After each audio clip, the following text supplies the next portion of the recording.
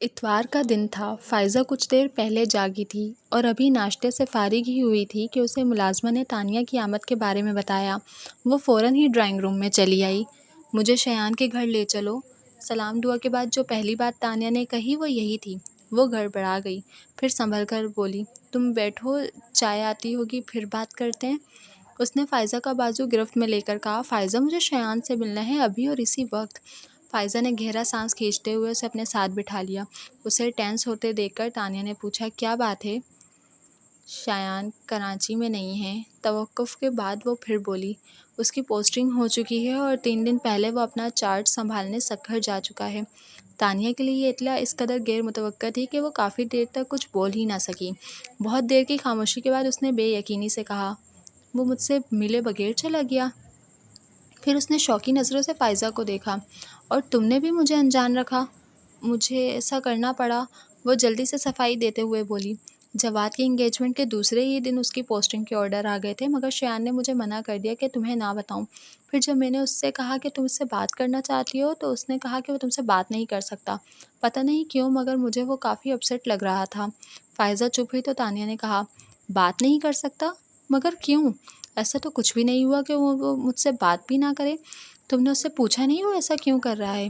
تانیہ اب بھی حیران تھی۔ فائزہ سے اس کی طرف دیکھا ہی نہیں گیا، سر جھکا کر بولی، پوچھا تھا لیکن اس نے کچھ بتایا ہی نہیں، تو میں نے سوچا شاید تم دونوں میں انبن ہو گئی ہوگی۔ ہمارے بیچ تو کچھ نہیں ہوا، تانیہ نے فوراً تردید کی۔ امپاسبل، فائزہ نے ماننے سے انکار کر دیا۔ کچھ تو بات ہوئی ہوگی، بنا کسی بات کے وہ تعلق کیوں ختم کرے گا؟ اس نے تم سے کچھ تو کہا ہوگا۔ یقین کرو فائزہ، کوئی بات ہوئی ہی نہیں۔ وہ پریشان سی ہو کر چپ ہو گئی، پھر جیسے یاد آنے پر بولی، لیکن انگیجمنٹ والے دن وہ مجھ سے کچھ کہنا چاہتا تھا۔ کیا؟ فائزہ کو تجسس ہوا۔ پتہ نہیں۔ تانیہ نے جان بوجھ کر یہ بات چھپا لی کہ اس کے خیال میں شایان اس دن اسے پرپوز کرنے والا تھا۔ وہ کہنے ہی والا تھا کہ تم اور انکل وہاں آ گئے، پھر وہ کوئی بات کیے بغیر اچانک ہی چلا گیا۔ وہ رکی، پھر تلخی سے ہنسی کے ساتھ بولی، وہ تو ہمیشہ کچھ کہے بغیر چلا جاتا ہے۔ ملازمہ اسی وقت چائے کی ٹرالی کے ساتھ اندر آئی تو دونوں چپ کر گئیں۔ ملازمہ کے جانے کے بعد فائزہ نے چائے کا کپ اٹھا کر تانیہ کے ہاتھ میں پکڑاتے ہوئے کہنا شروع کیا، پر تانیہ تم شایان کی طرف سے پہل کا انتظار کیوں کرتی رہیں؟ خود سے کیوں نہ کہہ دیا؟ دونوں ہاتھوں سے کپ پکڑے وہ بے بسی سے بولی، کیسے کہہ دیتی، جبکہ میں یہ بھی نہیں جانتی کہ وہ مجھ سے محبت کرتا بھی ہے یا نہیں۔ تم تو اس سے محبت کرتی ہو نا، کیا یہ کافی نہیں؟ تانیہ نے کچھ کہے بغیر کپ ٹیبل پر رکھا اور کھڑی ہو گئی۔ میں اب چلوں گی۔ فائزہ نے اسے روکنا چاہا لیکن وہ ٹھہری ہی نہیں۔ فائزہ اسے باہر تک چھوڑنے آئی۔ تانیہ کار کا دروازہ کھولنے کے لیے کی ہول میں چابی ڈال رہی تھی جب اس نے فائزہ کو کہتے سنا، ایک بات مانو گی تانیہ؟ اگر وہ نہیں کہتا تو تم کہہ دو۔ اگر نہیں کہہ سکتی تو اس انتظار کو ختم کر کے آگے بڑھ جاؤ۔ کب تک اس پلسرات پر کھڑی رہو گی؟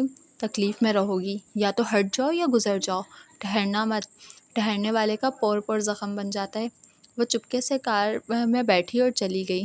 تمہارے اندیشے چاہے کتنے ہی درست ہوتے شایان، مگر آگاہی کے بعد جدائی بخشنے کا تمہیں کوئی حق نہیں تھا۔ فائزہ نے تعصب سے سوچا۔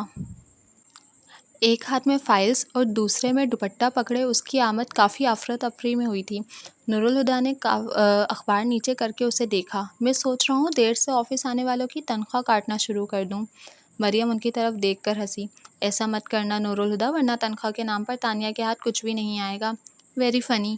فائلز اور دوپٹہ ساتھ والی چیئر پر رکھ کر ہاتھ میں پکڑا کلپ لاپرواہی سے سلکی براؤن بالوں میں اٹکاتے ہوئے وہ برا مان کر بولی، ویسے پاپا ایک بات میں آپ کو بتا دوں، جس دن آپ نے میری تنخواہ کاٹی اگلے دن میں ریزائن کر دوں گی۔ دھمکی دے رہی ہو؟ وہ آنکھیں نکال کر بولے، آپ بھی تو دے رہے ہیں، آرام سے کہہ کر اس نے سلائس اٹھا لیا۔ اچھا آرام سے کھاؤ۔ اسے جلدی جلدی سلائس منہ میں ٹھوستے دیکھ کر مریم نے ٹوکا۔ نورالہدیٰ نے اخبار لپیٹ کر سائیڈ میں رکھ دیا۔ انہیں اخبار رکھتے دیکھ کر مریم نے چائے کا کپ سامنے رکھتے ہوئے گلاس میں جوس نکال کر انہیں تھمایا۔ ناشتے کے بعد اخبار پڑھنا ان کا معمول تھا، پھر اخبار سے فارغ ہو کر جوس پیتے اور آفس کے لیے نکل جاتے۔ جتنی دیر میں انہوں نے جوس پیا تانیہ ناشتہ نمٹا چکی تھی۔ اس نے نیپکن سے ہاتھ صاف کر کے دوپٹہ گلے میں ڈالا۔ پاپا چلیں؟ تم بعد میں چلی جانا، ان سے پہلے مریم بول پڑی۔ پھر اس پر سے نگاہ ہٹا کر انہوں نے نورالہدیٰ کو دیکھا، میں تانیہ سے کچھ بات کرنا چاہتی ہوں۔ اوکے۔ انہوں نے کوئی اعتراض نہیں کیا۔ اچھا سنو، انہیں اٹھتا دیکھ کر وہ مزید بولیں، آفس جانے سے پہلے بابا جان سے ملتے جانا، رات ان کی طبیعت کافی خراب تھی۔ ان کا موڈ ایک دم سے بدل گیا اور رکھائی سے بولے، میں بزنس مین ہوں، ڈاکٹر نہیں۔ وہ چلے گئے تو تانیہ مریم کی طرف مڑی، سمجھ نہیں آتا ماما، آخر پاپا دادا جان کے ساتھ اتنا روڈ بیہیو کیوں کرتے ہیں؟ کیا آپ جانتی ہیں ان دونوں کے درمیان کیا ٹینشن ہے؟ میں کیسے جان سکتی ہوں؟ انہوں نے فوراً لا علمی کا اظہار کیا۔ میں نے ان دونوں کو ہمیشہ ایسے ہی دیکھا ہے، اب تو خیر عادت ہو چکی ہے، لیکن شادی کے ابتدائی سالوں میں بھی پریشان ہو جایا کرتی تھی۔ ایک دو دفعہ نورالہدیٰ سے پوچھنا بھی تو کہنے لگے تمہارا وہم ہے، وہ شاید بتانا نہیں چاہتے۔ اس خیال سے میں نے کبھی زیادہ کریدا نہیں، اور اب تو مجھے بھی اپنا وہم ہی لگتا ہے۔ تم خود غور کرو، نورالہدیٰ کا ان کے ساتھ رویہ اپنی جگہ، مگر وہ کبھی بھی بابا جان کی طرف سے غافل نہیں ہوئے، اور مجھ سے ہمیشہ یہی کہا ہے کہ بابا جان میرے بچوں کے دادی، اس حیثیت میں کبھی فرق نہیں آنا چاہیے۔ یوں بھی دونوں کے بیچ ناراضی کی کوئی وجہ بھی تو نظر نہیں آتی۔ پھر اس کا گال تھپکتے ہوئے کہا، ان باتوں کو اتنا سیریسلی مت لیا کرو۔ آپ مجھ سے کچھ بات کرنے والی تھی؟ وہ سر جھٹک کر بولی۔ ہاں آؤ، تمہارے روم میں چل کر بات کرتے ہیں۔ تانیہ اپنی فائلز اٹھا کر ان کے ساتھ اٹھ کھڑی ہوئی۔ اپنے کمرے سے بریف کیس اٹھا کر دو دو سیڑھیاں اترتے ہوئے وہ لاؤنج میں آئے تو بجائے آگے بڑھنے کے رک گئے۔ بابا جان کی خراب طبیعت کا سن کر وہ پریشان ہو گئے تھے، اور تفکر ان کے چہرے سے بھی نظر آ رہا تھا۔ کچھ پل ٹھہر کر وہ آہستہ آہستہ قدم اٹھاتے ان کے کمرے کے دروازے پر جا رکے اور دستک کے لیے ہاتھ اٹھایا۔ پھر پتہ نہیں کیا ہوا، انہوں نے اٹھتے ہوئے ہاتھ کی مٹھی بنا کر بھینچ لیا۔ اچانک ہی ان کے چہرے سے بے حسی جھلکنے لگی تھی۔ پھر وہ مڑے اور تیز قدموں سے چل کر باہر نکل گئے۔ تانیہ دونوں پیر اٹھائے بیڈ پر بیٹھی تھی، اور مریم اس سے کچھ فاصلے پر گہری سوچ میں ڈوبی تھی۔ تانیہ نے خود سے کچھ پوچھنا مناسب نہیں سمجھا تو چپ کر کے انہیں دیکھنے لگی۔ وہ ہمیشہ کی طرح سلک کی ساڑی پہنے ہوئے تھیں۔ تانیہ نے کبھی بھی انہیں بہت زیادہ لمبے بالوں کے ساتھ نہیں دیکھا۔ اس وقت بھی ان کے لہردار بالوں کی اسٹیپ کٹنگ کمر کے خم سے کچھ اوپر ہی ختم ہو رہی تھی، جو کبھی سچ مچ ہی گہرے کالے رنگ کے ہوا کرتے تھے، مگر اب 48 برس کی عمر میں انہیں پابندی سے ڈائی کرانا پڑتا تھا۔ البتہ ان کی فگر پر عمر کا کچھ خاص اثر نہیں پڑا۔ سوچتے سوچتے اب اس کی ذہنی روح نورالہدیٰ کی طرف مڑ چکی تھی۔ اس نے اپنی عمر کی کئی لڑکیوں کو ان کی پرسنالٹی کو سراہتے سنا تھا۔ کنپٹیوں سے ان کے بال سفید ہو چکے تھے، جنہیں انہوں نے کبھی کلر کرنے کی ضرورت محسوس نہیں کی۔ ان کے اٹھنے بیٹھنے، چلنے پھرنے اور بولنے میں بھی خود اعتمادی جھلکتی تھی۔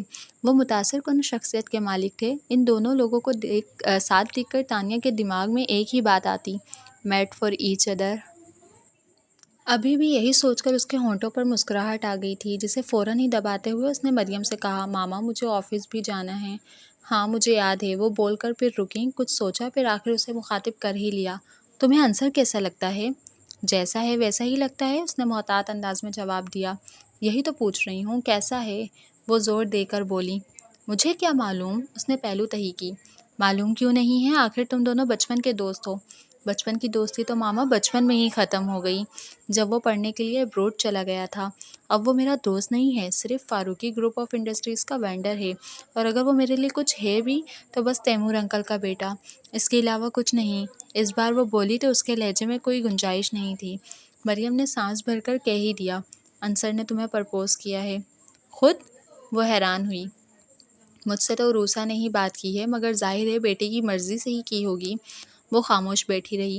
وہ باقاعدہ طور پر رشتہ لے کر آنے کی اجازت مانگ رہی ہے۔ تمہارے پاپا کو بھی پروپوزل اچھا لگا ہے اور دادا جان نے بھی اپروو کر دیا ہے، مگر ظاہر ہے آخری فیصلہ تو تم کو ہی کرنا ہوگا، سوچ سمجھ کر جواب دینا۔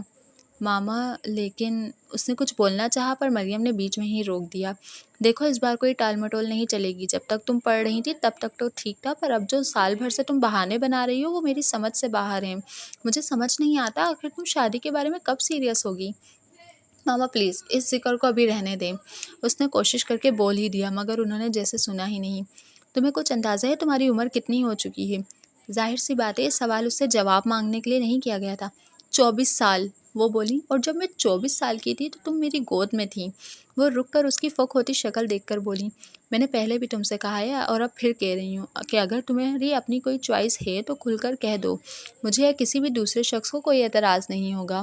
اس کی آنکھوں میں ایک دم ہی شایان کا چہرہ ابھر آیا تو اس نے سختی سے پلکیں بند کیں، پھر کھول کر انہیں دیکھا، اور اگر تمہاری کوئی چوائس نہیں ہے تو بیٹا میں کہوں گی کہ تمہارے لیے عنصر سے بہتر اور کوئی نہیں ہو سکتا۔ انہوں نے توقف کیا، پھر پیار سے اس کے بالوں میں ہاتھ پھیر کر کہنے لگیں، تانیہ یہ وقت جو اس پل تمہارے ہاتھ میں ہے بہت خوبصورت ہے، اسے نہ گواؤ۔ میں جاؤں؟ کچھ دیر بعد اس نے ہلکے سے پوچھا۔